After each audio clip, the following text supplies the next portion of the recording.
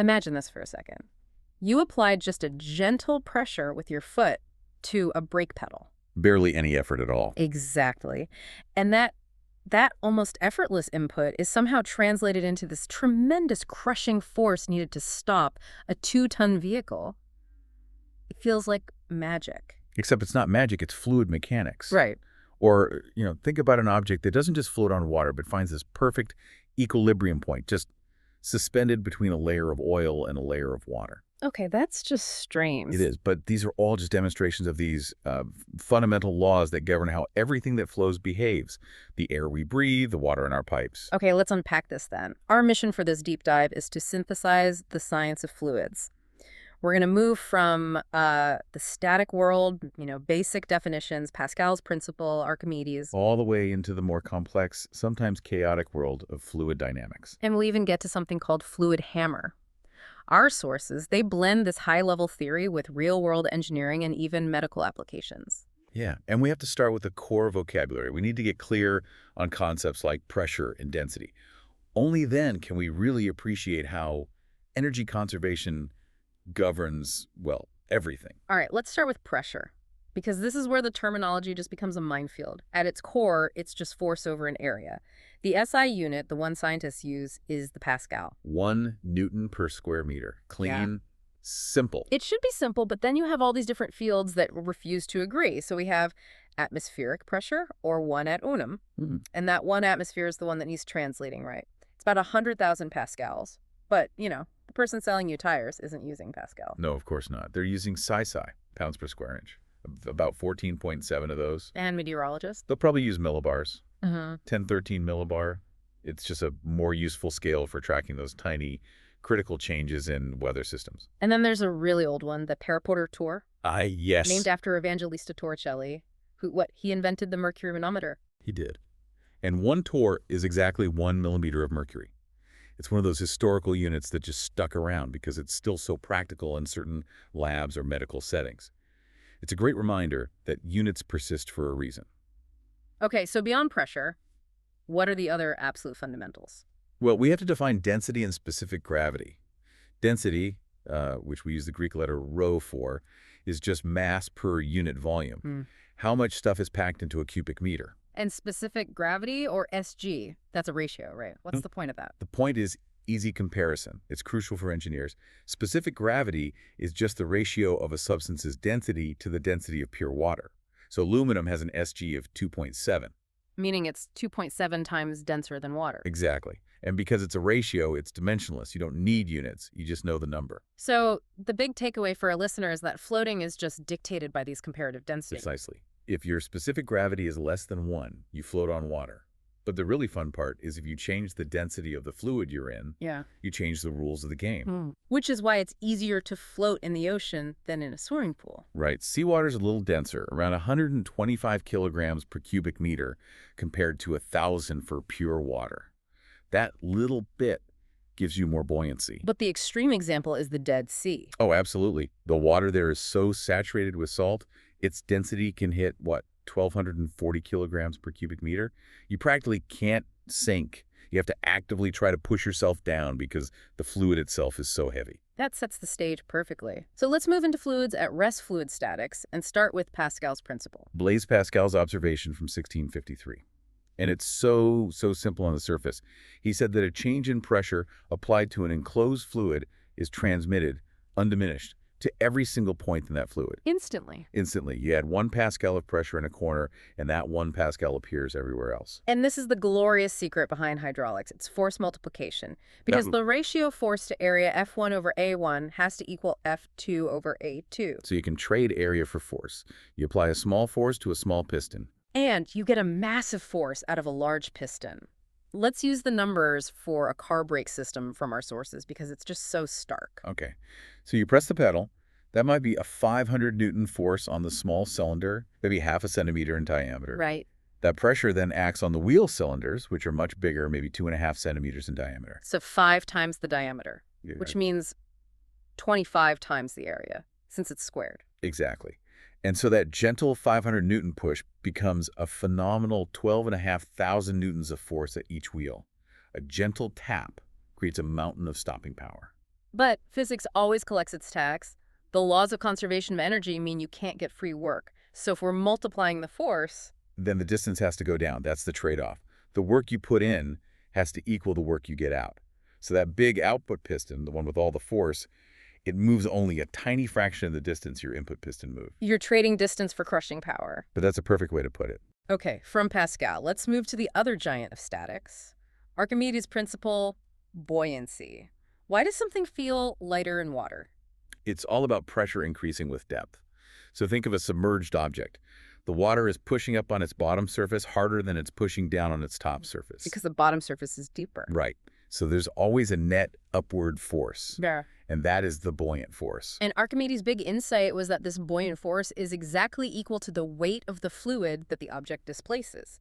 The formula being FB equals rho fluid times the submerged volume times G. Yeah, and that explains everything. Aluminum sinks because it's way denser than water, 2,700 kilograms per cubic meter, but ice at 917 floats. With about 9/10 of it submerged. Exactly the ratio you'd expect. So let's go back to that really weird hook and object floating between two different fluid layers. Our sources have that specific case.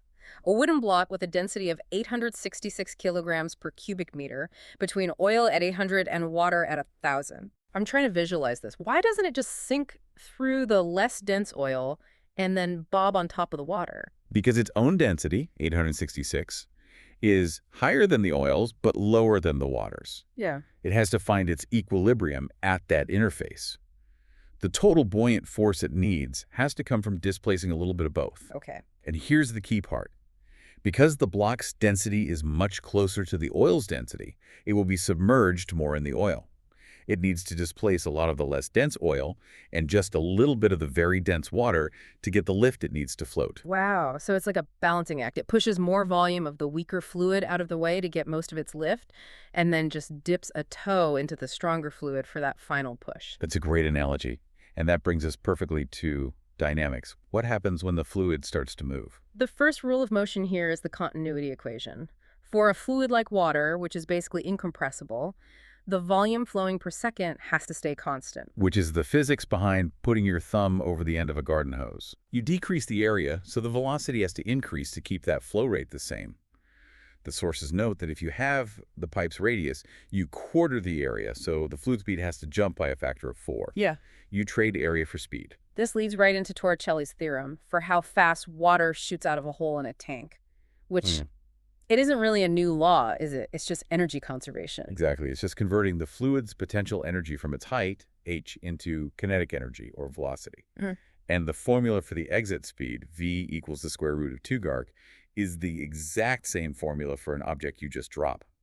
Speaking of Torricelli, his other great invention, the barometer, gives us this just jaw-dropping sense of how powerful our atmosphere is. We said one atmosphere can hold up a column of mercury 76 centimeters high. Right. But mercury is incredibly dense. Now imagine you try to do that with plain water. Oh, wow. Because water is so much less dense, that same atmospheric pressure can support a column of water over 10 meters high. 10.3 meters to be exact. That's over 30 feet. It is. It's why deep wells need powerful pumps. The atmosphere can only help you so much. That difference in scale, 76 centimeters versus 10.3 meters, is just amazing.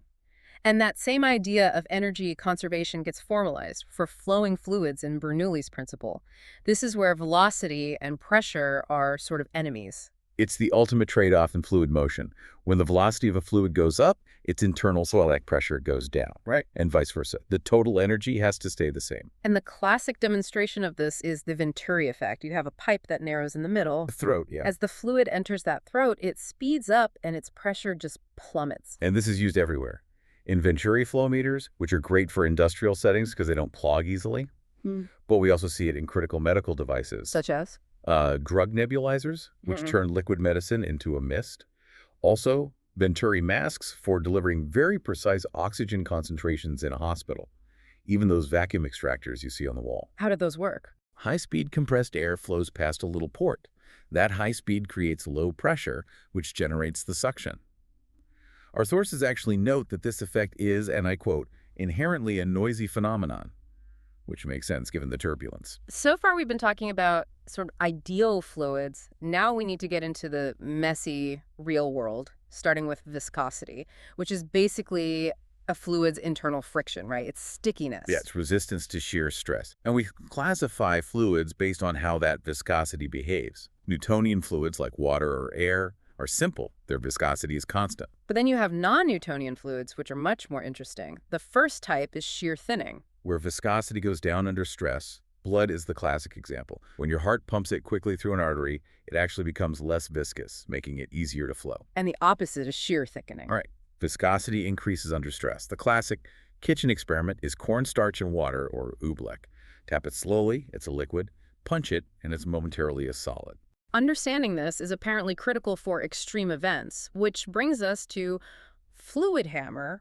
What is that? It's a series of really high-pressure shock waves caused by a sudden change in flow, like slamming a valve shut in a pipeline. It can literally shatter the pipes. And a recent study looked at this in helical or coiled pipes, which introduces even more complexity because you get these secondary flows.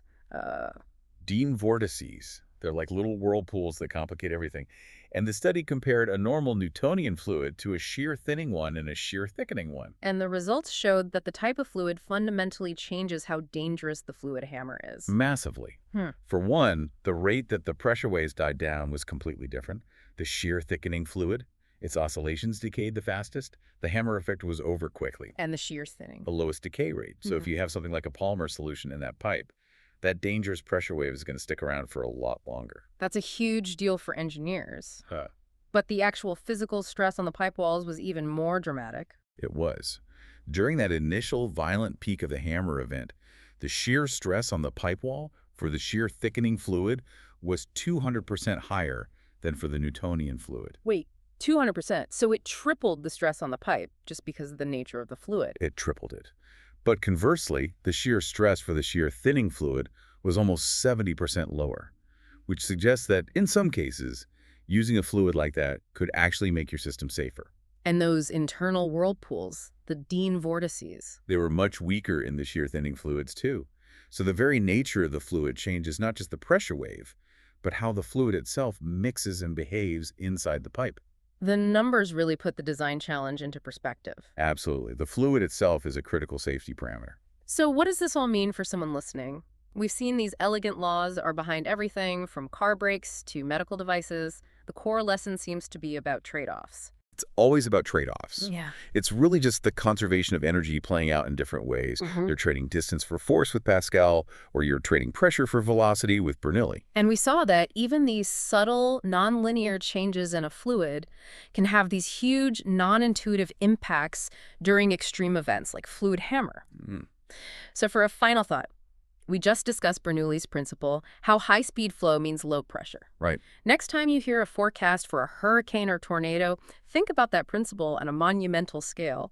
You have this extremely high-speed wind screaming over the top of a house's roof. Which creates a massive low-pressure zone right above it. But the air inside the house is still at normal, higher pressure, so you get this net upward force, a lift force on the entire roof. And here's the kicker. That lift force is proportional to the square of the wind speed. So if the wind speed doubles from, say, 70 to 140 miles per hour, the lift force doesn't double, it quadruples. It quadruples. And that squared relationship is why a strong wind might just rattle the shingles, but a hurricane can generate enough exponential lift to tear the entire roof clean off. Wow. Something to mull over until our next deep dive.